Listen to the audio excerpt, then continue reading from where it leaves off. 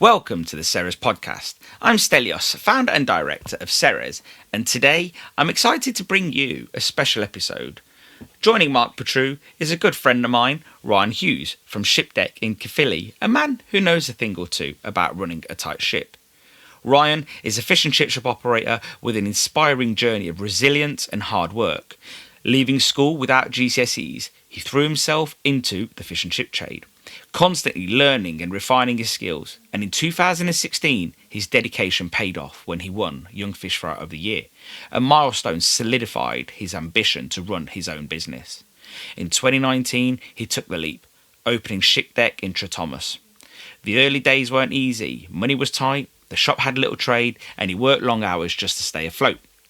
But Ryan's obsession with quality and customer experience turned the Shipdeck into a thriving business, earning a reputation for excellence. When COVID-19 hit, many businesses struggled, but Ryan adapted fast, implementing no-contact collections and deliveries to keep customers being served safely. His forward-thinking approach not only saved the Shipdeck, but it fueled its growth, making it one of the busiest shops in the area. Then, in 2024, all that hard work was recognised when Shipdeck won Fish and Chips of the Year, securing Ryan's place amongst the best in the industry. And now, Ryan is also a regional director for the NFFF, and he's using his experience to support others, proving that success comes from adaptability, dedication, and relentless focus on quality.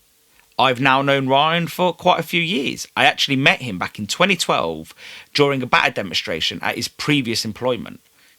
I still remember vividly how he'd follow me around the shop with a tea towel, cleaning every bit of mess that I made. And let's be honest, I'm a messy worker, that's no secret. Although we haven't always worked together, he's always been someone I've respected. He's one of those people who's quietly hyper-focused and absolutely driven by excellence. And recently, we had the opportunity to work together on something exciting, a bespoke batter mix made for Shipdeck. What stood out to me was how he put a lot of thought into every single detail. The taste, the texture, the fry quality, everything was about making sure his customers got the best. That kind of dedication is rare, and that's why he's a force in the industry for good. And not only does he have this vision, but he has the support of his brilliant wife Kim, who I've also got to know a bit more in recent times. Now, before we dive in, I want to take a moment to acknowledge something special. This is episode 200, and I'll be honest, when Ceres, back then, it was called the Batter Company, started, a lot of people in this industry thought we wouldn't last a year, and many even tried to push us out of the business. Fast forward 17 years, and here we are, still standing with incredible customers, great products, and a podcast that's grown into a platform for industry conversations. And we're not stopping there. We don't just want to sell great products. We want to empower businesses. That's why we podcast. That's why we've written over 1,400 articles. And that's why we keep innovating. And it is an absolute pleasure and joy to share this platform with 4 like-minded people who have the same motivation. So, I'm so proud to be working with those guys. Our goal every day is to help you make your business better. And talking about helping you make your business better, one of the things that we've been really working hard on in the background, and I think it's something really exciting, is building a powerful suite of calculators to really help you understand your costs and maximize profits.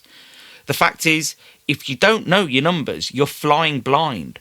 You can't just wait till the end of the week and say, oh, nothing left in the till. That's not going to be a good foundation for building a business. These tools, these calculators give you real insights into your finances, helping you take control of your margins. We've just launched a brand new frozen at sea cod calculator. The fact is, the price you pay for fish isn't what it costs you. That might sound silly, but there's waste, there's water loss, there's trimmings.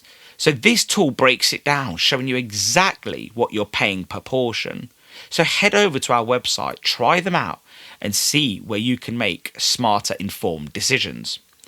For those of you that don't know anything about Ceres, this might be the first time you're hearing about us. Ceres is proud to supply fish and chip shops, restaurants, street food vendors, pubs, bars, cruise ships, and venues with quality food and cleaning solutions. So, if you need a crispy batter mix, we have several. You want a tasty coating system for chicken, squid, or pork, we've got you covered. A rich, flavourful gravy for pies, or just laid on chips, we've got you covered again. Or even Louisiana seasoning for ribs and fries. And we also have our own special formula for stopping your chips from going brown. We've got you covered. That's our job. And we don't just stop there. Our deep fryer cleaner keeps fries spotless across UK, Europe, America, Canada. And while our heavy-duty degreaser tackles the toughest jobs, we're always working on new solutions to make your life easier. Order today from www.ceres.shop. All orders come for free mainland UK shipping. And, we also ship to Northern Ireland, Republic of Ireland, the British Isles, many parts of Europe with very, very, very good prices on shipping. So if you're listening to a country that you maybe think we don't serve, because we do have listeners in America and Canada and so on, then get in touch, because we can arrange for a manual quote and we can get that sorted for you. Just before Christmas, we shipped 40 buckets of deep fryer cleaner to a customer in Iceland who didn't order it through the website, but we did it manually. We'd love it if you can stay connected with Ceres. There's 3 ways you can do that. Join our WhatsApp community feed. It's a one-way channel, important updates and no spam. Subscribe to our mailing list. This is where you get weekly emails with special offers, industry news, podcast updates, and importantly, special offers and competitions. All our hampers that were won over Christmas were because of the mailing list. So you won't really see those offers if you're not on the mailing list. And this is something you can do for us. Leave us a review, because if you enjoy this podcast, a quick review helps us reach more people in the same industry. You can find all the links in the episodes section on your podcast player. Now, on to this episode with Mark Petrou and Ryan Hughes. I hope you really enjoy this one.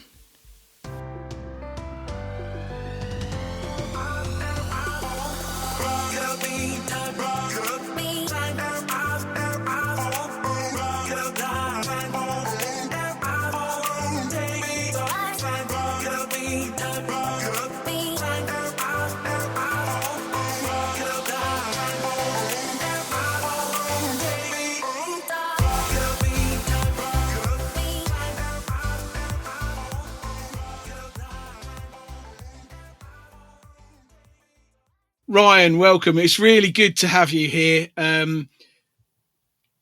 Fish and Chip Shop of the Year winner 2024. How's your year been so far?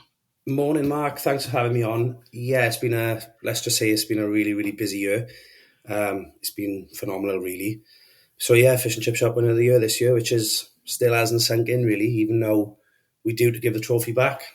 Yeah, in a few weeks you're going to give it back, and then you'll be a past master. But you're the master at the moment, and I feel really honoured to have you on during your reign. We're going to dive deep into your year and what being a champion has done for your business. Yeah. But before that, I want to go all the way back to the very beginning. I've known you for quite a few years. I remember when you were just a young-faced boy working at the Crispy Cod. Still young, Mark. I'm still young. Well, you're only 31, which, I'm lucky. I've had a hard life. Well, I think the years have actually been kind to you, because you've grown so much. You've never stopped learning, and even though you're the top of the tree, I still think you've still got an attitude where you're still prepared to learn every single day. Yeah, you could always do better. There's always room for improvement in everything we do, really. So we're always looking and adjusting and adapting. So yeah, we're always changing. Right. Well, let's take you back.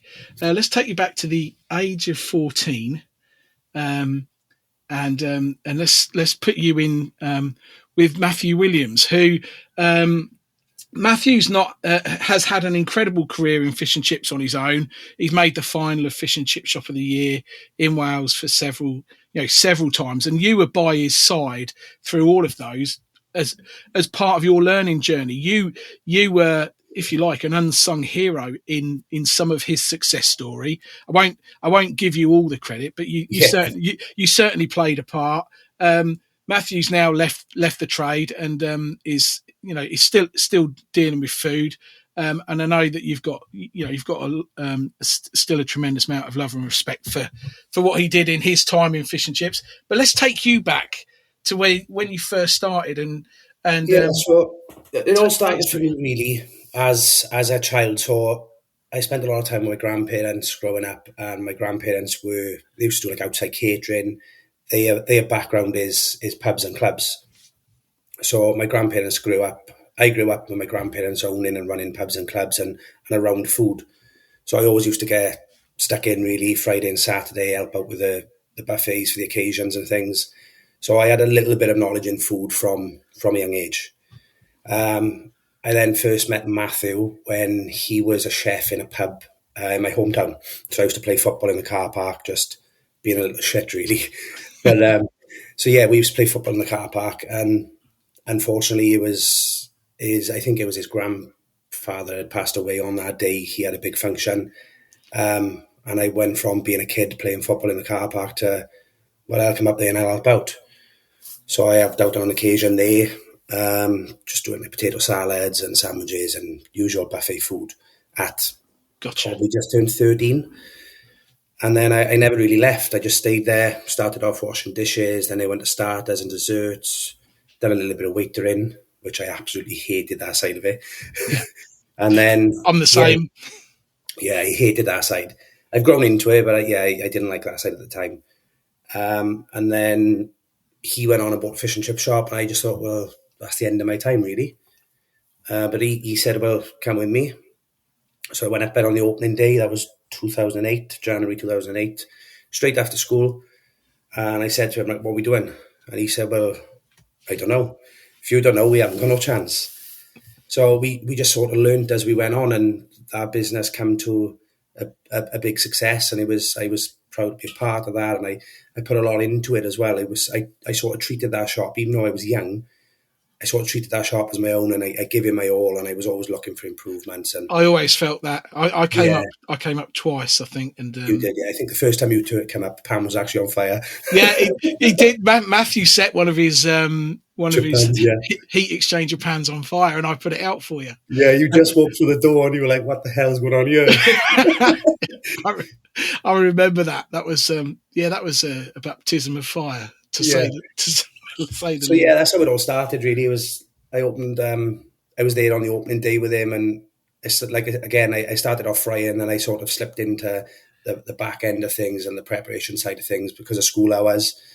But I'll be honest, I absolutely fell in love with the industry and speaking to customers and creating good food, and I really cared about what I was doing. I wouldn't cut corners, and that's when I'll admit I just gave up on school. I wanted to be behind that counter and frying and in the thick of it all.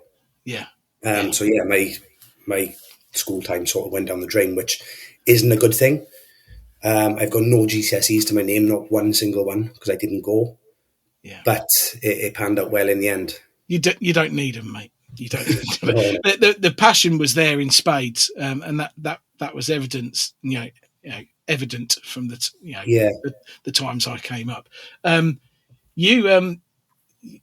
many times did you make the final with Crispy Cod? Because you was even making the final, that made you the best in Wales anyway. Yeah, it was a few times, and we were pushing hard, and it was I think it was his dream.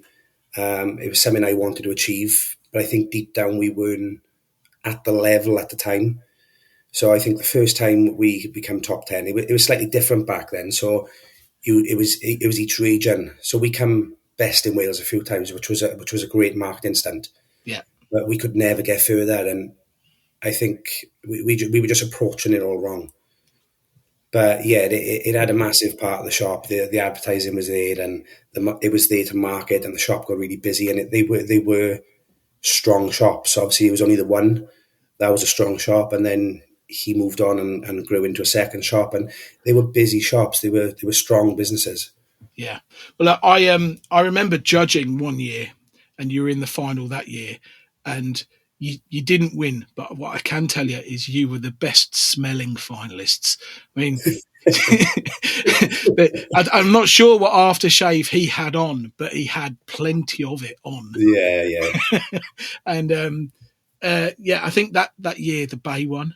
Callum did, yeah. Yeah, Callum won, and you were up against some stiff competition, but I think you were definitely good enough to be in the final. Your presentation was good, the passion was there. It's just it is the small things that can just get you over the line, and we'll talk about what you think gave you the edge when you won this year. Yeah. As we get into the conversation, you did have some success on your own though, because you won Young Fish Fry of the Year in 2016, and it's a well-trodden path that Young Fish Fry of the Year quite often goes on to win Fish and Chip Shop of the Year. Just as an example, the Fuscos, Callum at the Bay, Nigel Hodson, just to name a few. I'm sure there are loads of others that have taken that journey. And what was Young Fish Fry of the Year like for you? So that's what really built my confidence, I think. I was involved in fish and chips. I was good at what I'd done. I was passionate. I was always wanted to improve. But I think entering Young Fryer, I just learned so much about things. So yes, I knew it was important back then to keep the oil clean, but I didn't know why it was so important. That's just one example. So doing the Young Fish Fryer workshops and learning there, that gave me a lot of knowledge in what I was doing and built my confidence a lot. The year before I won, which was 2015, I actually thought I was in with a good chance, and I didn't win. 2016, I thought I'd messed it all up. I thought there's no chance of me winning this year. I'll try again. And I actually won that year. So to win that, then I was working at the Crispy Card. It was a different shop. It wasn't my own. But that had a growth of business there. And that really gave me the confidence to think, well, I can do this. I can do it on my own, and I'm good at what I do. And I can make my own fish and chip shop work and be successful. So that had a massive part of my life, really. It gave me what I needed to go, right, let's start putting a plan together, and let's get a shop for ourselves and a better life for our family. Yeah. So by this stage, you'd already met Kimberly. We actually met in the shop. She was a customer on a Friday. She used to come in for fish and chips for her nan, and it was a member of staff had said at the time, "Oh, that woman or that girl likes you," and I was like, "No." And she was coming in every Friday and making conversation and making the effort with her makeup and her perfume. And it was a few weeks later, she actually phoned the shop, I think, on a Friday night and asked to speak to me. So, yeah, that's how we knew of each other through friends, but that's how we actually met and started building a life together, through fish and chips. So she hooked and reeled you in, not the other way around. Yeah, of course she did. She chased me, Mark. Oh dear, she's going to listen to this and give you such a slap. Oh no, that's brilliant. So I guess you and Kimberly made plans. You decided, it was time for you to spread your wings and be your own boss. How did Ship Deck come about? Because Trethomas is how near is that to where you live? Depends on the time of day. So I can get home in the evenings about half an hour. It may take me about an hour and 20 to get to work in the mornings. So it's a fair old distance. Yeah.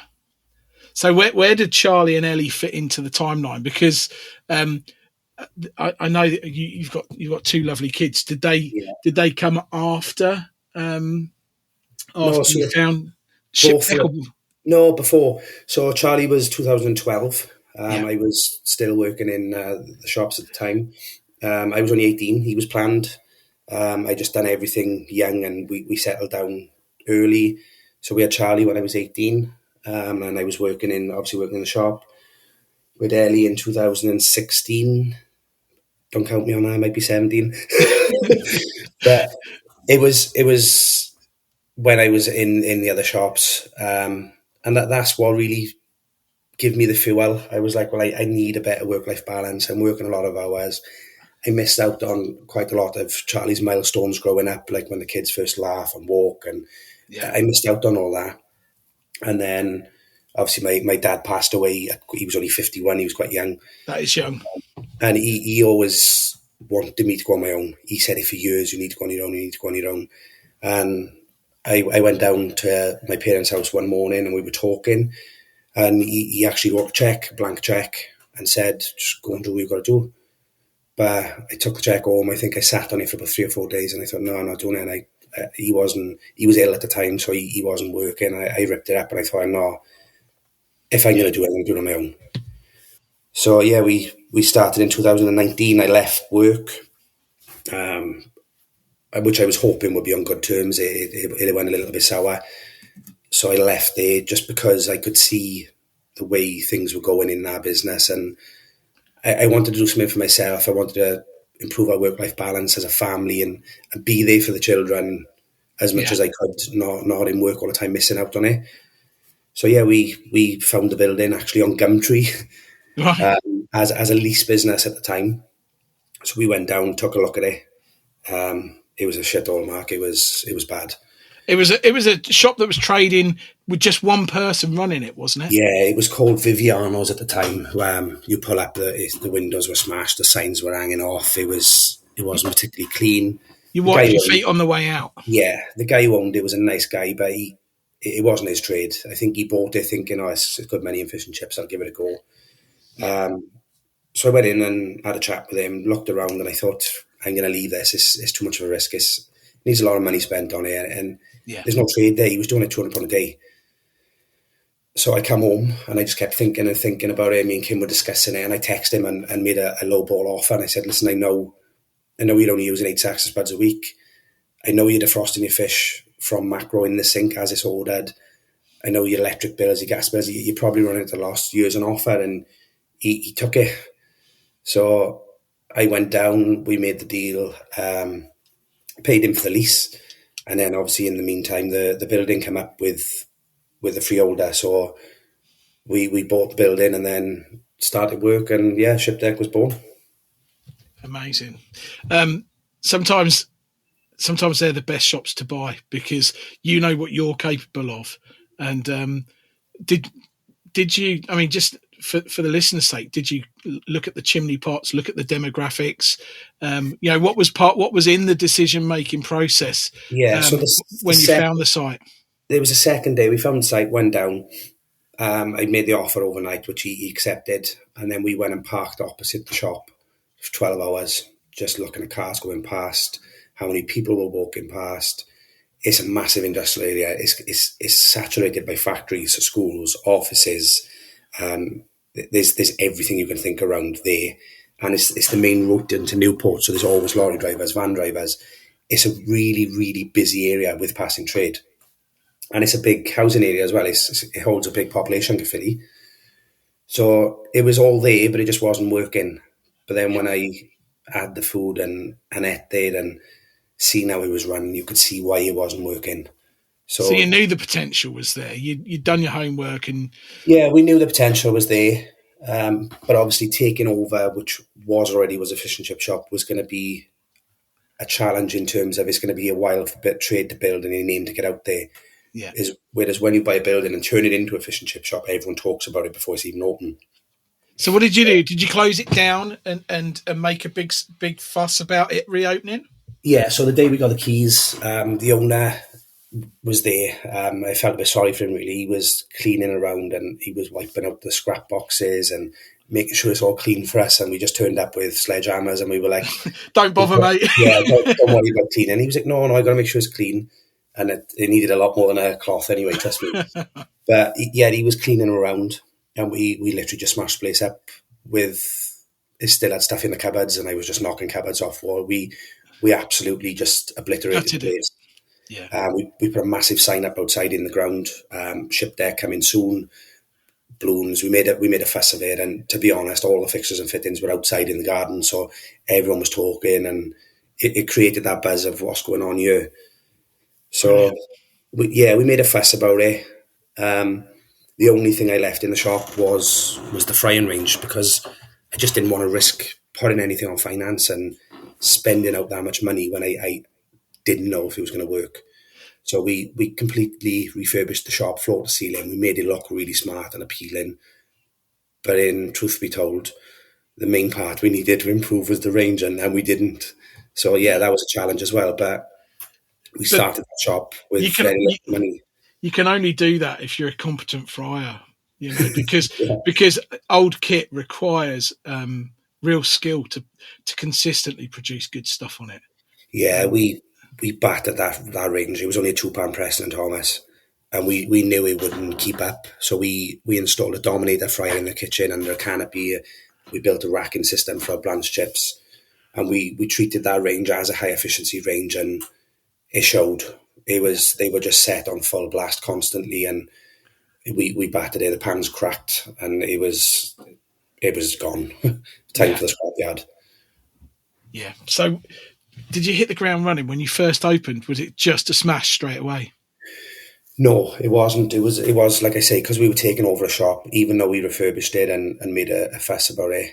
I think it was in people's mind, but our shop's had 3 or 4 owners over the past few years. The food's not very nice. So it took a little bit of time. On the opening day, I think we'd spent every penny we'd saved over the years. I hadn't paid my mortgage at home for 3 months, but I think my mother-in-law was paying it. I went to Greg's in the morning of the opening day, and my card got declined for coffee. So Wow. we were up against it. I massively overstaffed the shop. I adopted the running skills of what I was previously doing. Yeah. I used the same rota patterns. I used the same opening hours. I used a similar menu, and I just run that shop for a while as we used to run the other shops. So on the opening day, I was massively overstaffed. There was people everywhere. Come the end of the day, down the till, and we took £680. And I was like, Shit. I might have overstretched you. And the first couple of months were hard because it was summer, and it's naturally a bit quieter where we are in the summer. But yeah, we just kept going with quality and pushing through it. We cut the rotas down. I think at some points I was even on my own on a Monday and Tuesday lunchtime, just trying to do it all because I didn't want to pay the wages out. Yeah. Well, you're the last to get paid, and you're just trying to make sure there's some left at the end of the week. Yeah. So it was a challenge building it up, but it paid off. We kept going. We made sure standards were high. People were talking. Word was getting out there. It was growing and growing week by week. And then obviously COVID hit. We opened in 2019, so we only had a few months trading, and then bam, COVID hit, and it was one of those times where we had to do what we had to do. Yeah, but it'll be inspiring for many to hear this because, it's everyone's been in that place. I've been in that place where, I've had to bargain with a butcher for some out of date sausages just so I can eat. I've been there. All right, it was a fucking long time ago now, but I've been there, and so many listeners will have been there. But in 2019, you were overstaffed, couldn't afford a coffee, weren't taking enough money, and then in 2024, you're lifting the trophy, Fish and Chip Shop of the Year. How did you turn that around, son? It's crazy. It's crazy. Tell us how. I mean, COVID was a tough time for a profitable business. COVID was a tough time, but in a way, it sounds terrible in saying it really accelerated our business. Yeah. So it was the 23rd of March. It was the day before my daughter's birthday. I was in work, and there was talks of putting the country into lockdown and businesses closing. So when we shut the shop at 9 o'clock, I sat on my phone for about 3 hours, drafting up a Facebook post saying we're not going to be closing. We're going to be doing no contact collections, no contact deliveries, and we're going to manage the shop that way. So we ordered pager systems, we ordered electronic systems so the tillers could be monitored and worked from home. We ordered a call diversion system for our phones, and we just run with it the next day. We cut our opening hours in half. We opened at 4:30, because Kim was working on a COVID ward at the time, so I couldn't go to work till 4:30. Right. Didn't have any experienced fryers, so I was going to work at 4:30. We had staff answering phones from home, putting the orders through the tills, and that would ping up and print out in the shop. And we were absolutely inundated with orders. We turned into what looked like a McDonald's drive-through. The whole road outside from 4:30 till 9 p.m. was just full of cars with their boots open. So we had the key staff in the shop would be taking the orders, taking the receipts coming in from home.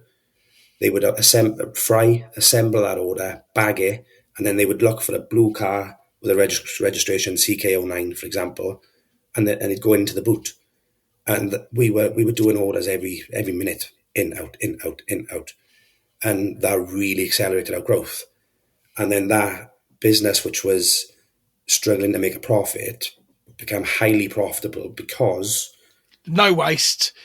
yeah, The right number of staff to do the job. yeah, and our lower hours. Our running costs were minimal because the fryers were only on 5 hours a day, 4.5 hours a day, and when they were on 5.5 hours a day, they were 100 mile an hour. I did exactly the same thing as you. Yeah, so we didn't close, and I was expecting, we can have a lot of backlash from this. People are going to say we're doing the wrong thing, but it was received really, really well, and we were doing it safely. We weren't letting people in. We weren't having contact with them. They weren't getting out of the car, and it did really accelerate getting out there. I reduced my menu as well. I got rid of all the things that were a pain in the arse or that weren't high ticket, volume sales, to streamline everything. And I got some electric bikes as well and delivered as well. We didn't do that, so it was hard work. Yeah, but apart from that, I pretty much mirrored what you did, and it was a good time. I'd go back there tomorrow because I love the fact that there was hardly any traffic on the roads, and I think people should be locked down all the time. I loved it. I was home every day with the kids. We were walking the mountains and having great family time, and then I was going to work for 5 hours a day and smashing it out. Yeah. So I loved it. So let's talk about your fish and chip shop of the year journey as the governor. What was the motivation? Was it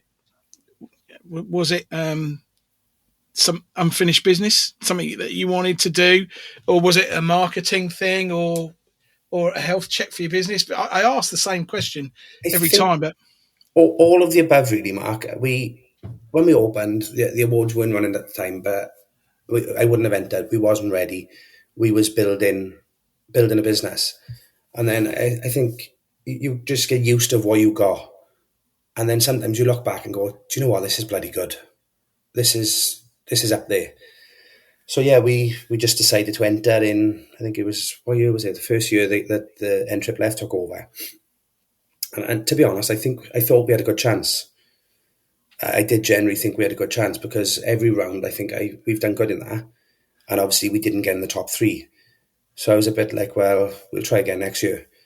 And obviously 2024 we'd done it, and I did feel we were strong. We made quite a lot of adjustments from the year before in terms of we built a website, and I always said I wouldn't change my business to tick a box. So I wouldn't change the way we run it, but it was just little things like a website and just little bits and bobs. So we entered that, and all the way through I thought, we've done really well on this. And then it came to the mystery shop, and it was the day after our works party. So everyone was so ahead, and I'll admit I was still in bed. Fragile. I was still in bed, and I happened to get up and glance at the cameras, and I could see Josette sat on the customer bench waiting for her food. And I wasn't pleased with the way it went. She wasn't handed a pager, and just the final little details. And I'll be honest, that ate away at me. And I said to Kim, I said, I'm done now. I'm not entering again, because that affected me for like 2 weeks. I genuinely didn't want to go to work. I wasn't enjoying what I was doing, and that was the downside of it. And I just thought, I'm not doing this anymore. We've got a good shop, we've got a strong customer base, and I can't put myself through that pressure and stress, because I'm a bit of a control freak, Mark, a bit of a perfectionist, and everything's got to be perfect all the time. And when you're not there and something slips and you see that on the cameras, and especially when it's a mystery shop, that did really, it ate away at me for weeks. Yeah. When it matters the way it matters to you, I Yeah, guess it eats away at you. Now, I remember seeing you on the day of that at the awards, and nobody was speaking to you, and and you and I remember you saying to me, um, I don't know how it's going to go, and at the point at that time, I didn't know you'd won. Nobody, yeah, only a few people knew that you'd won. But the year that I won, nobody spoke to me. I felt like a pariah. I felt like, I've obviously done something wrong because nobody wants to know me. But the people that knew that you'd won were just giving you a wide berth. Because yeah. did did it feel like that to you? I remember you saying to me at the time, you're like, this, it feels a bit odd this year. Yeah, to be honest, I'm sociable, but in certain terms, I can be antisocial. Yeah, So I think that day we'd gone out to the KFE ball the night before as well, and I don't bother drinking anymore, Mark, because it just affects me so badly. yeah, And we'd had a good few drinks that day, and I'll be honest, I just thinking I can't wait for this to be over because I just want to get home. And I was distancing myself a little bit from others because I couldn't. Do you know, you have it's nice to meet everyone and you have the conversation. You got things in common. I love it, but I think it was just that day. I was like, I just need my own like yeah, space. If that makes sense. And then, like you say, the people who know you won, they are probably distancing themselves as well. But at the time, you don't realize that. yeah. So But yeah, your social battery was flat. yeah, That day. yeah. That's the way. Yeah. And And then it was a shock to us. when they told you, when they announced you as the winner, you were shocked. Yeah, I'll be honest. I was just about to go outside because I was convinced there was no way in hell we were going to win just because of them little details on the mystery shop, and obviously I was letting that get to me, and I was thinking we're not going to win, and I thought we had a good chance of winning Field of Fryer, and when we didn't win that, I had Kim with me, my mother-in-law, and a member of staff, my manager, and I said to them, I just said to him, listen, don't expect nothing, just enjoy the day. And when they announced Field of Fryer, I actually kicked back on my chair and just put my feet up, and I was like, I'm just getting comfortable now, just enjoy the day. And I was actually swinging on as I am now, I was actually swinging on my chair. And when they announced it, my manager turned around and said to me, I thought you were going to fall off your chair because your face hit the floor. That's how much of a shock it was to us. I really wasn't expecting it, and I'll admit I wasn't ready for it either. Yeah. So what happened? I mean, it's like a circus, isn't it? Yeah, so obviously we were announced. I just got up and just darted to the stage. I didn't even look at Kim, my wife. Kim was screaming, my mother-in-law was screaming, and they were celebrating. And I was just going to the stage. And when you look back on the video, I was even calling them. I was like, "Come on, hurry up, come on!" And I think it was Josetta came over to me and said, "Calm down, just take it in, Enjoy the moment." Yeah, that's what her words were exactly. She was like, "Just calm down, enjoy the moment, just take it all in." You're thinking, "Give me that bloody trophy." Yeah. So obviously we went up on stage. I did a bit of a speech. I can't even remember what I said. I'm not one to look back on videos. I hate myself on camera and talking, so I'm not one to look back. I still haven't watched it to this day. But obviously, yeah, I done a little bit of a speech. I think I mentioned, obviously, the top 10 are all good enough to win it, which is true. Yeah. Every single person there is, I'm no better than them. It's just I've built points across the way that there may be areas I might have been weaker on and they were stronger at, but obviously the strength was there through the rounds. And that's why I've won. And it is disheartening when you don't win and when you've put so much into it. So I was stood there so proud of winning this trophy, and I know what it's just done for my business and my personal life too. But I was also thinking, there's other people in this room who deserve to win this, and they will. The time will come. I think everybody suffers with a bit of imposter syndrome, especially when you respect your peers the way that you do. But you are a worthy winner, and it's a very humble thing to say. Everybody deserves to be in the final, and you were in good company. But you're clearly the deserving winner. What did it do for your business, and how have you continued to grow as a person since? So it comes with challenges. We'll take it back to the day of winning. done a speech on the stage, and obviously as soon as you step off that stage, I was trying to get my phone. I wanted to phone the staff in the shop and inform them, and it's all I could think of was I need to phone my potato supplier. I need spuds. I need to get more potatoes in that shop. And obviously you've got everyone coming up to you and congratulating you, and you've got people interviewing you. And I was busting for a pee. I really needed to go to the toilet. And I had my phone in my hand with Gavin on it, who was in the shop frying at the time, and I just wanted to tell him. And somehow, I think it took me about 45 minutes just to get to the toilet and actually phone the staff and tell them and text my potato supplier. I think I just hid in the toilet for like 20 minutes because you just can't get out to that room. No. Everyone's congratulating you and everyone's making a fuss and interviewing, and you just can't get from there. So I think I hid in the toilet for 20 minutes just making phone calls. And somehow, even by the time I'd phoned the shop, they knew before I did. Well, not knew before I did, but they knew before I had a chance to tell them. Yeah. So, yeah, and then going on, obviously, we were told by previous winners that it'll take about 11 or 12 days. Whitehead's told us that, and then it'll start kicking off. But it didn't. We were in London, and I was checking the till systems, and they were already up massively. And I was thinking, yeah, the shop is busy. The stock is quite low. We need to get back to it, really. So we stayed for the TV the next morning and headed back, and we headed straight to the shop with the trophy and the plaque and champagne and everything else. And obviously had a little bit of a celebration with the staff when we were open and chatting with customers. And from day one, it just went boom. It just really kicked off. So we went from having a busy shop. It has been a busy shop since COVID on. It's a busy shop, and it's one that when you look at, you think it's so small. How is it so busy, and how does it work? But it just does. Yeah. So we went from having a busy fish and chip shop to a wild beast, really. Yeah. And that's what we woke up with one day, and that's how we've had to run with things. And it's mentally challenging for me because it was at first. Now it's just the new normal. But at first it was mentally challenging because you're thinking, are we going to keep the quality up? Are we going to keep the speed of the service up?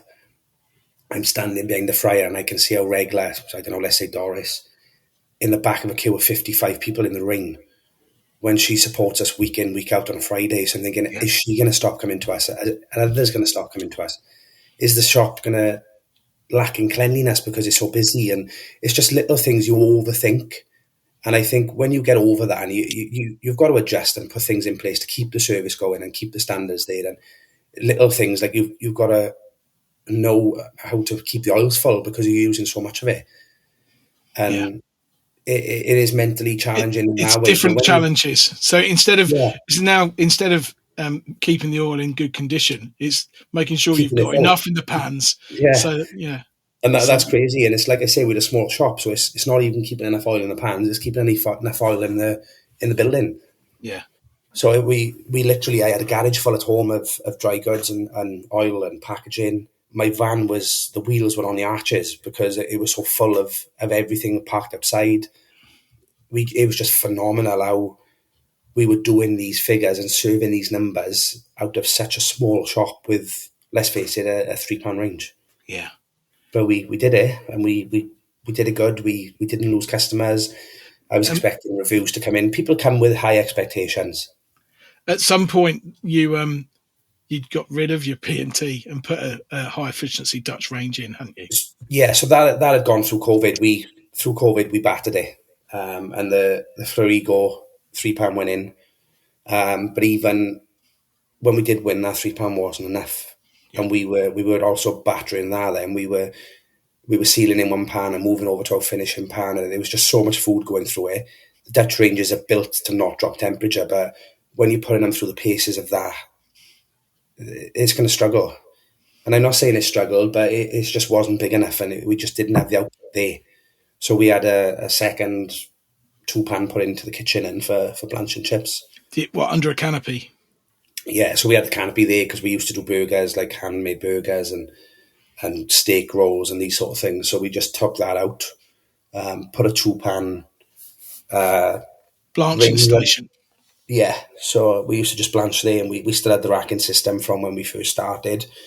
So we were blanching there, and then just all 3 pans in the shop were set on 180, and we were just smashing it out that way. But brilliant. there's a challenge then of your staff passing over each other with baskets of chips, and so yeah, when it's busy, you look at the shop and think, well, we need to change things in the shop now. Yeah.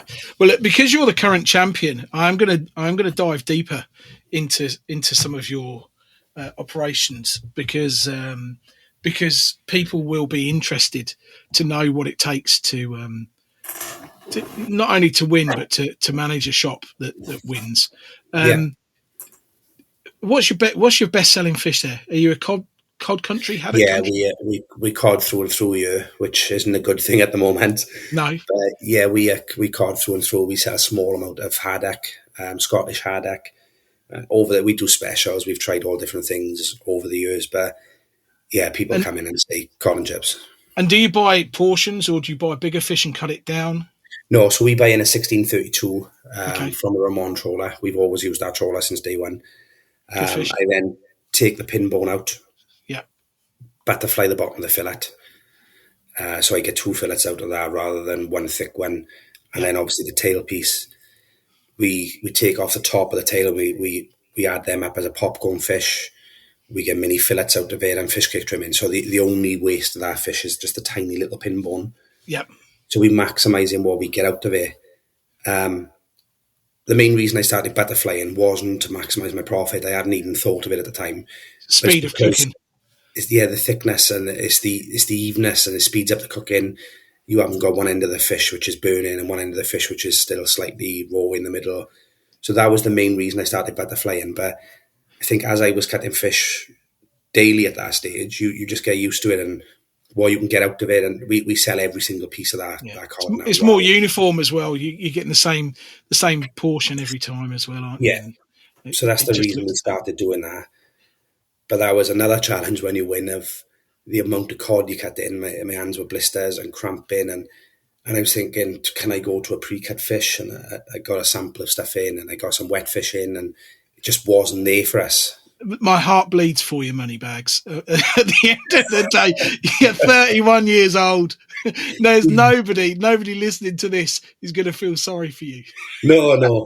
But it's, to be honest, Mark, like you say, people say, oh, your shop's absolutely chock-a-block and you must be making a fortune. But I think when you do what you love, the money is just a byproduct of that.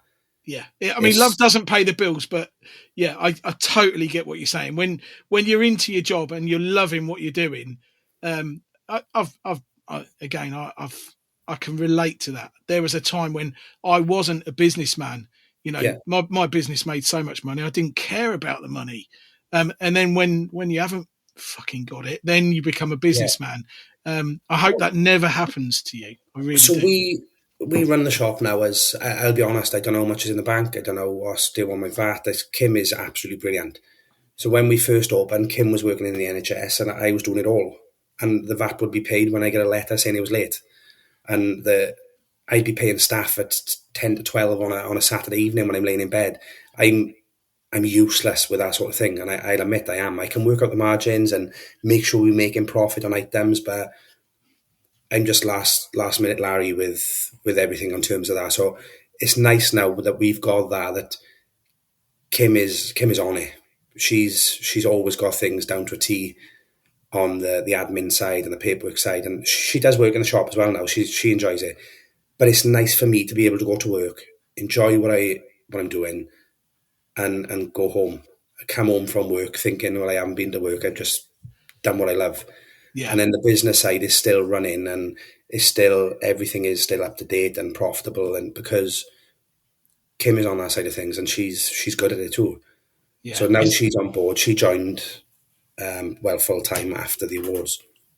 But having her as a support and a backup is just, it allows me to do what I do and enjoy it. It's really refreshing to hear because, by your own admission, you're a control freak. But there are some parts of your business where you have to either delegate or trust somebody else to do it. And if that happens to be your wife, that's it. That's even it's even better. Yeah, like I had someone when we first started, which was an accountant, and they used to oversee things. But I'll admit, in terms of the fish and chip shop side, everything's got to be perfect. But in the business side of things, I'll openly admit I'm useless at it, and Kim's brilliant at it. So she keeps that side going, whereas I would be literally the last minute, I will sort things out. Yeah. So she holds the purse strings, and she can make all the right financial decisions, and then from an operational point of view, you make all those decisions, and it just works well. The pair of Yeah, you. it works brilliantly now. It's, do you know what I mean? Good team. It's allowed us to have obviously have a good family life and work life balance, and the business is always 100% of where it needs to be. So it works really well. But like going back to what I said earlier, Kim worked in the NHS for years, and I think it was one day we were sat in the garden in the hot tub having a few drinks, like midnight, and something just clicked, and we were like, "What are we doing? You're going to work for a wage. I can't work certain days because I've got to obviously have the kids." And we were just passing ships, and we were just working ourselves to the bone for no benefit really. Yeah. And something just clicked, and we were like, "Well, Kim wouldn't give up work because she had a really good pension with the NHS." So we were like, "Well, we'll start looking at properties as a pension." So we did that. And then it was plans for her to give up. And obviously when we won then, it was just like, right, just give your notice in and jump on board full time. Yeah. So coming back to the competition, you've done some things as champion. You've championed the industry. That's not all been wine and roses. I know that you've had one or two issues with trolls as well. What's been the highlights for your year as champion? I know you've still got a couple of weeks to go. What have been the real treats for you to do? It just opens up a lot of doors, doesn't it? Where you think fish and chips can't take you there, but it does. Like, we've been to Japan, and don't get me wrong, it's hard work, and you're basically out there to work, but you still get taken to Japan, and you get to see things. I've been to Norway. It's just opened up so many doors for us. But it's hard to take every opportunity because your main priority is keeping that shop up to a high standard and running as it should be. But yeah, it's been a busy year. I don't think it's really sunk in yet, Mark, to be honest. But really, you're still riding it. Yeah, it's just busy. So you just keep going and going and going. And even now, we do to give the trophy back, and the trade is still busy. Don't get me wrong, January was a bit up and down, but it's still, as soon as payday came the end of January, we were back up there with numbers. Yeah.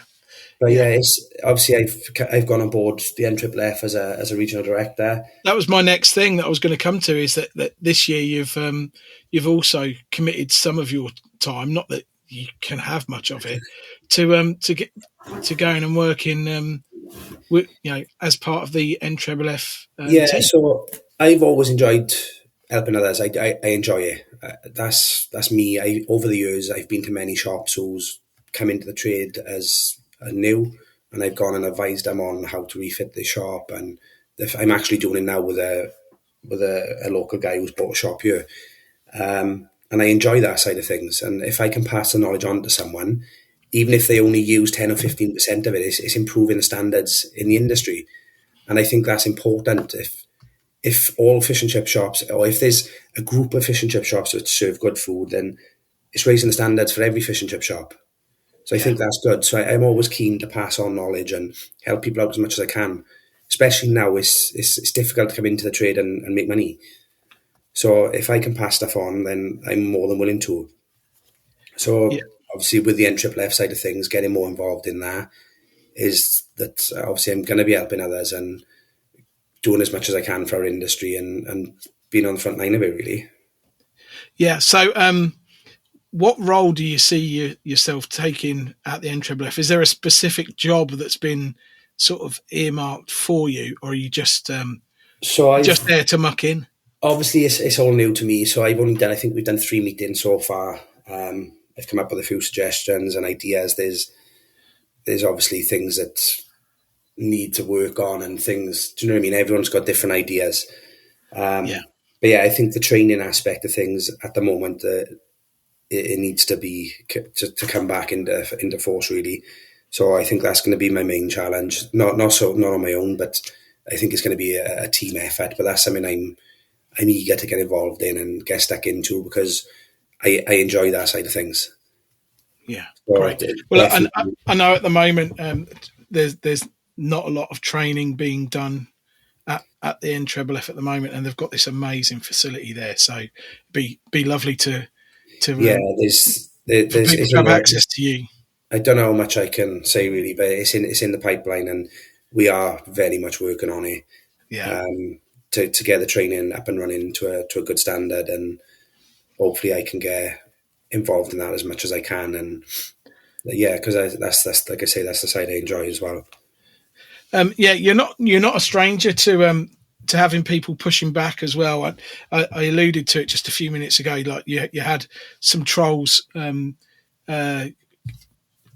a pop at you on social media when the NFFF came and launched the awards, and I remember messaging you saying how unfair I thought it was that happens, and I guess when you volunteer to do something like that for the NFFF, you're always going to put yourself out there to receive some of that. Now, Stelios, who runs the Ceres podcast, we're on his talk right now. Yeah. He does aim a lot of questions at Andrew Crook that a lot of people might think are a little bit uncomfortable. He asks the tough questions because and behind closed doors, Andrew and Stelios are good mates. They get on really well, but he asks the tough questions that listeners want to hear, and a lot of people make the mistake of thinking that he's actually giving Andrew a hard time. I think he's got a platform and he uses it really to try and get the day. It's Stelios have got the job to get what listeners want to hear and maybe ask things which other people might want to ask but don't want to ask it directly. And yeah, he's going to ask that question. Let's be fair, I give Stelios enough abuse by text anyway, so he's only giving it back a little here and there. But yeah, he's doing his job at the end of the day, and listeners want to hear certain things, and he's doing his best to dig that out to people. But on the same hand, you've got to look at Andrew and think, well, he is doing. He does an amazing job. He's devoted his life to fish and chips, and his dad would be proud of him because his dad did exactly the same thing. So as you're the current champion and you are responsible for, you're the voice and the face of our industry for a few more weeks, and you're also on the NFFF, I'm going to ask you a question. I said to you before I wouldn't get political, but I listened to Stelios' latest podcast, and something comes out in that podcast that I really wanted to put to you. Now, you might not have heard it. It's right. Well, that's fine. But in the podcast, it came to light, and that Seafish have really. It was said that Seafish had turned their back on the fish and chip industry. They started the Quality Awards. They turned their back on that. They ran Fish and Chip Shop of the Year. They turned their back on that. Seafish is funded by a levy on fish coming into the country. Yeah. They've got a pot full of money. Proportionately, they don't spend the amount of levy that's generated from fish and chip shops using fish in this country back into fish and chips. The NFFF runs on member subscriptions and volunteers, and the NFFF has never given up championing the fish and chip industry, but doesn't have free government money, and yet it takes on everything that Seafish seemingly turned its back on, and it's a point of view that hasn't really been pushed forward very much until the podcast that came out yesterday. So, do you feel that way about Seafish? I know I do. I'll throw my hat into the ring and say, yeah, I do feel as though Seafish. It's hard to comment really. I'm not a particularly I can't even get the word out, Mark. Political person, as you can tell. But yeah, maybe they should be doing more for our industry, considering, like you say, the levy they get for it. But we don't really know what goes on behind closed doors. And maybe that's something the NFFF as a team can look into and maybe reach out and say, well, what can we do? You've answered that like a true professional, like a true champion and a true NFFF diplomat. No, I think you're right to kind of to swerve it and not and not go too deep into it. But it's interesting that it's interesting that this view, has come out. I'm sure others feel the same way. And Stelios, I know, has invited Seafish on so many times, and they don't want to. They don't want to come and talk to the fish and chip industry. And I wonder where the change of stance came, because they had something really good going for fish and chips. They used to promote fish and chips. It was quite heavily promoted through previously. And it seems that Seafish suddenly just said, no, we're not spending in that sector anymore. We're going to give all of our energy and effort to supermarkets and to retail. And those markets seem to be doing just fine. They're able to charge so much more for their fish. And the money that Seafish gets, I think more of it needs to come back into fish and chips. And I think if you can take anything away from this podcast, being as you're now a mover and shaker at the NFFF, maybe you need to go back and say to all the other NFFFers, we need to start getting on Seafish's case about, hey, we are still in industry. We're still shifting a lot of fish. How about you give us some attention again?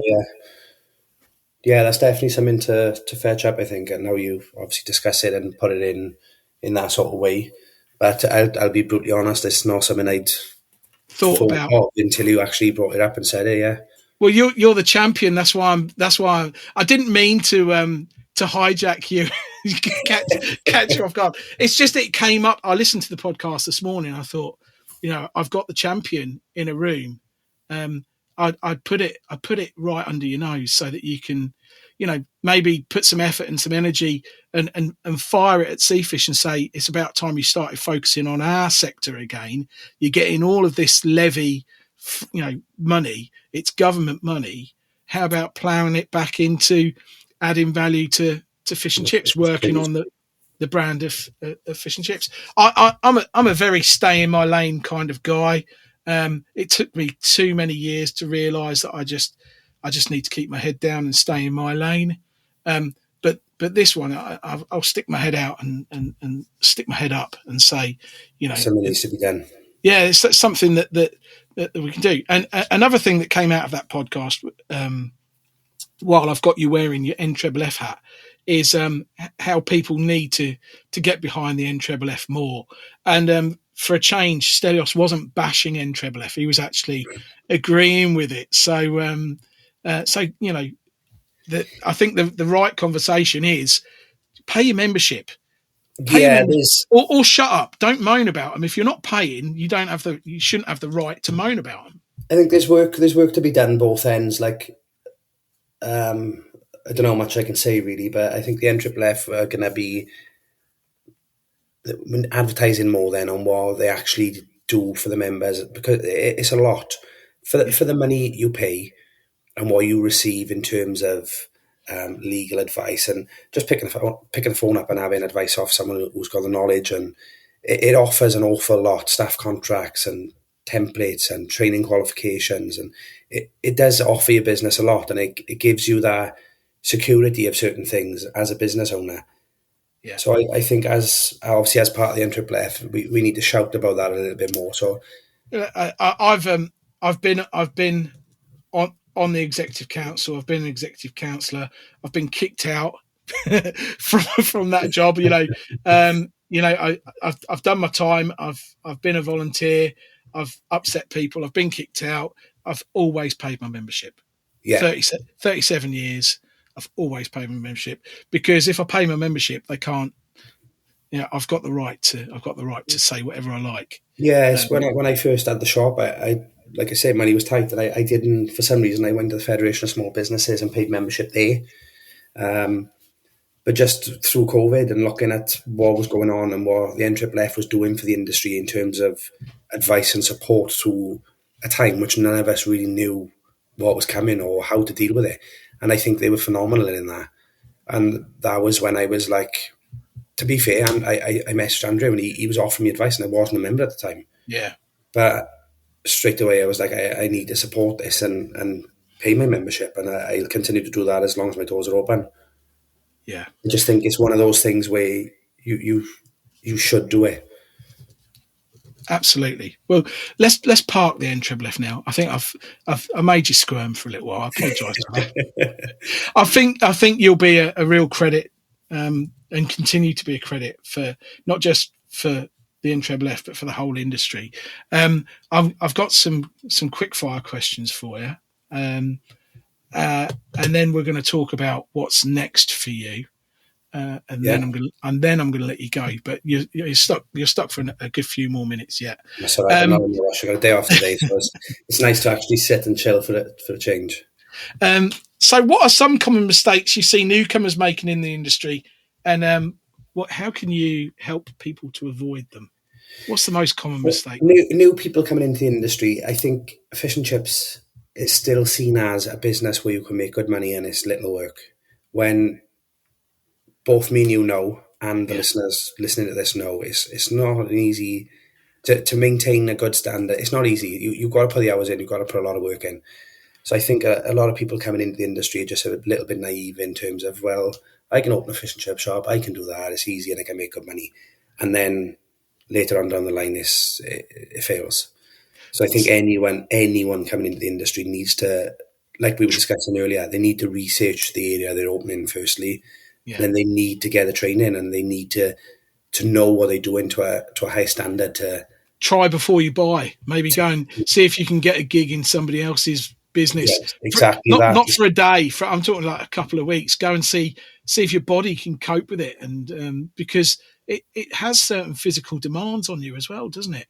Well, I had a 15-year test period before I bought my own shop, so that says it all. But yeah, just get the training through the right routes, and then, like you say, if you can get into someone else's shop, but is that a good thing or a bad thing? It depends on what shop you're going into, really. Yeah. But yeah, it is a physical job. It is long hours. I'm in the shop some mornings by 5:30, prepping all the fish up and everything. And is that me just being me? Probably yes. But then some nights at the same day, I'm not leaving there till up to 10, 11 o'clock at night, and you're going back in and doing it the next morning. And like, I've got a really good work-life balance now, but it comes with hard work. And like when you say about it on your body, is me and Kim were speaking about this like literally 2 days ago. Kim's always had an office job, and then when she comes to working in the shop, she says the baskets are hard on her hands, and the baskets are flicking her wrist, and then obviously getting burns, and you're on your feet all day. So it is demanding on your body as well. Yeah. But on the other reverse role, I couldn't sit in an office all day looking at a computer screen. It just absolutely knackers me. So it's what you're used to. It's when you start working in something, it's when you adjust to that. It's just what you get used to. Yeah, totally. I asked this of David Henley just the other day. What's your go-to comfort food? What do you like to eat?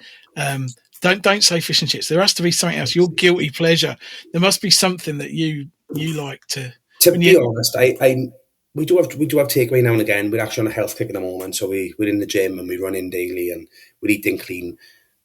But it's always been steak for me. So I will just go to the butcher's, buy a quality T-bone or fillet, and light the barbecue, even if it's pissing down with rain outside, and cook a nice steak at home because I love a steak. But then if it's a takeaway, I'll go to a Chinese, but then it keeps me awake all night, so I regret it because there's so much salt and sugar and MSG.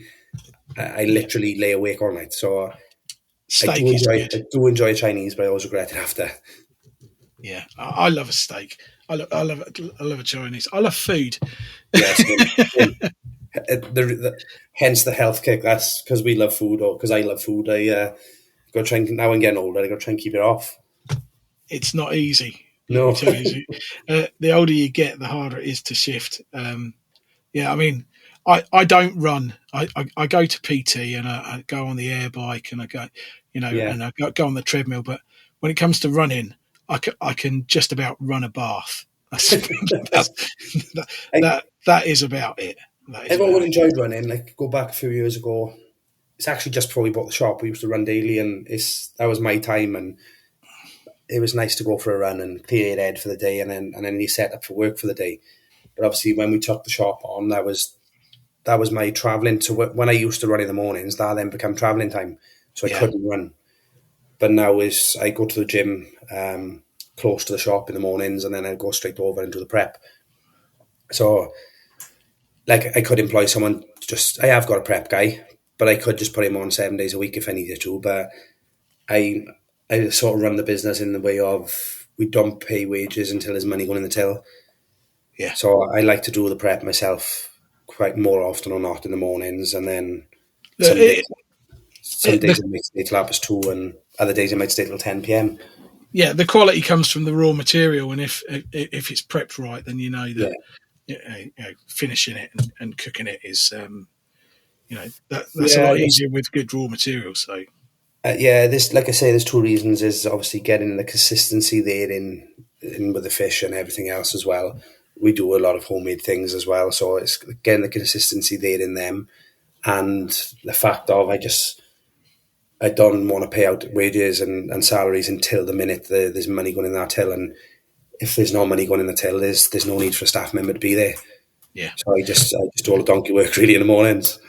Yeah, profits made when you're closed. I always say that. Yeah. What trends do you see emerging in hospitality and catering? How do you think the industry will evolve in the next few years? What's your thoughts? That's a hard one to answer, really. And I could say things here now, and everyone's going to think, well, that's not true, or it's a lie. It's different for us because like I said, since we've opened, every year we've seen growth. COVID hit and we had growth, and then we started entering the awards and we were having marketing, so we've seen growth, and then obviously we won and seen a massive growth. But when you look at the pattern, it's hard for me to see a pattern because of them reasons. Yeah. But when you look at the pattern, it's all doom and gloom of cost of living and things going up, and customers are not going to be able to afford it anymore. But I look at it slightly different in terms of, certainly in our customer base anyway, of when there's less money around, they don't go to a restaurant and pay top dollar for food. Yeah. So instead of having a restaurant meal once a week, they might have takeaway twice a week. Yeah. And then that takeaway of choice is us. So I think when there's a cost of living crisis, I think we see more footfall. Yeah. And the same with, like, I hate going back and speaking about COVID, but same as COVID, people's habits changed. Like the social aspect of things we were talking about earlier, I don't like being in massive groups of people anymore. No. I don't want to get dressed up and have a shave and put aftershave on and go and sit in a restaurant. I just want to chill out in the house and chuck a film on and have a takeaway. And I think people are changing to that. So I think the footfalls will always be there for takeaways, or for fish and chips anyway, if the quality's there. Like, I know we've got issues with fish prices going up, but like I said, I'm not really political, and I don't let things stress me out. I just take it in my stride and adjust to it as it comes along, which we've proven we can do over and over. So as long as people keep up the quality, customers will come and customers will pay the price, as long as the quality is there. Yeah. And I think that's what we got to do as an industry, is just make sure we keep doing what we do best. Yeah, I think that's a really fair comment there. I agree. What advice would you give to the incoming champion when you hand over your trophy in a few weeks? Just be ready, really. So we were ready in terms of as much as we could be, other than little stock level, which is nothing really. You just get that, and the next day staff were trained to a high standard and the methods were in place. My biggest bit of advice would be, if there is an issue in your business, which is little now, you need to resolve that before you win. So say, for example, let's say about fish. If you're making very little on that fish and you win, you're going to be selling double, maybe triple of the fish you was previously. So then that item then becomes a loss rather than a little bit of an issue. Yeah. So if your chip portions are too big and you think, I'll sort it, we'll cut it down gradually, you need to sort that before you win. Or you've got a staffing issue, or you've got an issue with an equipment, or your frying range your ducting needs cleaning, just get everything sorted so you know everything is running smoothly and it's perfect before winning.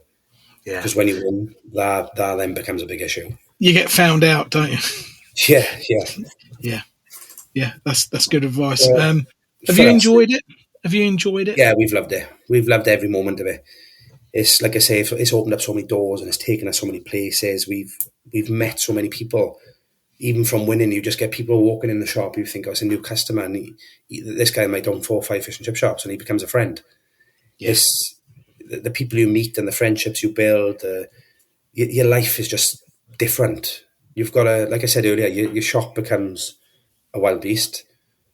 Your family life becomes better because it takes stresses off. Don't get me wrong; it's demanding at first, but when you get into the flow of things and you sort of accept the new normal, you've, like you said earlier, you've got to delegate jobs then to managers and supervisors and to the team. And then when you let go of that a little bit and you concentrate on other things, you've got a better lifestyle too. Yeah. So it's been a really, really good year. And like I say, at first it's sort of mentally draining in terms of what's going to happen or when's it going to stop. But I think when you accept this, you just got to run with it. And yeah, it's enjoyable. Every minute of it is enjoyable. Good. What's next for Ryan and Kimberly? What's next for Ship Deck? Have you got all 4 corners to your square? Are you going to have more kids? Are you going to take a holiday? Going to open another Ship Deck? What's Kids have you got a plan? Kids, no way in hell. we've got 2. We had them young. To be fair, they're great kids. They're really good. Don't get me wrong, they're kids, so you do shout at them now and again. Yeah. Yeah, we've got a really good family life at the moment. Holidays, yes, we book as many as we can. I think 2 days ago we booked to go to Mallorca in like a week's time. So we So you're going to have a suntan when you go to the awards. You're going to look amazing. I don't know about that. I got ginger skin, so I just burn like a lobster. And in terms of business-wise, this year now is going to be important for us because over the years we've pushed to get our business stronger and stronger. Last year, I know it sounds bad in saying this, we didn't want to push because we had enough trade as it was. Yeah. And we've obviously grown and we've maintained a lot of that new trade. Yeah. But this year now, obviously, handing the trophy over to someone else, it's our year to make sure we back pushing and hold on to as much of it as you can. Yeah, keep the standards up there and get back to making a fuss of who we are and where we are and what we're about. So this year is important for us, really. We can't just stop now in February and go, well, we've done what we've done now and we'll just keep ticking over or we'll keep running as we're running. We need to keep pushing forward and improving and adjusting to what's going on in the world, really. And do you know what I mean? Still being that strong business. And yeah, so that's the plan for the year, really, is just keep doing what we do and keep improving. Brilliant. So where can people find out more about Ship Deck? Do you have a Facebook page? We've got our usual social platforms, Facebook, Instagram, our website. And if anyone wants a conversation, any listeners you want to know more, they're more than welcome to get in touch with me and have a chat and pop down and see us and see what we're all about.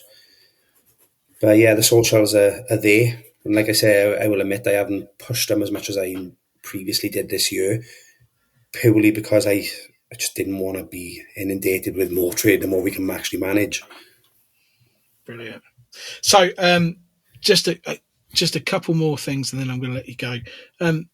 Who do you want to recognise, say thank you to, who's helped you on your journey, that now's your opportunity to give a shout out to people? And there's so many people, Mark, really, through my time. Like Mark Drummond will always sit as a high respected person for me because granted he wasn't aiming the help to just me, but I learned an awful lot to him through the young friars, doing the workshops and having the feedback. And so I've got him to thank for where I am today. There's lots of other people. I've picked your brains at some point. I picked the phone up and picked Stelios's brains. and I still do it now. I phoned Stelios about something the other day, and there's lots of people out there where they help each other along. It's like the way we fry now. David Miller taught me the popcorn fish idea and maximising the profit out of the fish. He taught me the stagger frying on the baskets. Whereas he might not have realised, but just by going to his shop and seeing that, I thought, well, I can do something with that. Yeah. You just learn as you go along, and I'm still learning now. So it's a great industry for that, isn't it? Yeah, it is. It is. And it's like, I've received that support over the years, and it's nice now to give it back as well. Yeah. And offer other people advice, and they come to my shop and go, do you know what, that's a good idea. Little things. Someone can walk into the shop and go, do you know what, I love that you've built a designated rice corn area so it doesn't make a mess. And someone runs with that idea, and it just makes their life easier. It's just little bits that you pick up from individual owners, and you get help off everyone. I couldn't even name the amount of people I've had help off over the years, really.